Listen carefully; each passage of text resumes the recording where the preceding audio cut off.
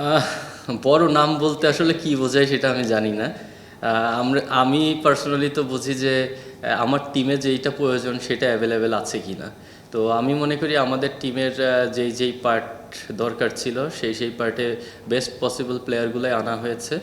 আর দেশি যেটা বললেন, আমাদের অনেক ভেরিয়েশন। আমাদের যদি ব্যাটিং এবং বোলিং অপশন দেখেন, আমাদের অপশন অনেক বেশি।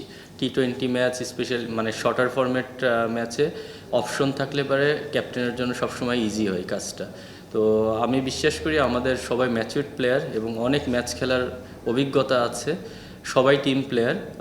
আমি মনে করি এটা আমাদের সবচেয়ে বড় অ্যাডভান্টেজ, যে আমাদের যে প্লেয়ারগুলো আছে সবাই টিমের জন্যে তার সর্বোচ্চটা দেওয়ার চেষ্টা করে। তো আমি মনে করি এটাই আমাদের এই টুর্নামেন্টে বড় কাজে দিবে।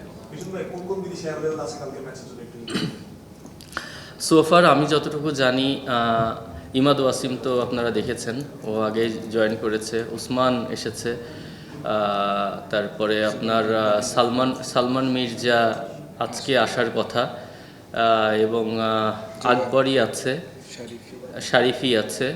তো আমরা ওখান থেকে আমাদের টিম কম্বিনেশনে বেস্ট 4 আমরা ওখান থেকে চুজ করবো ইনশাল্লাহ।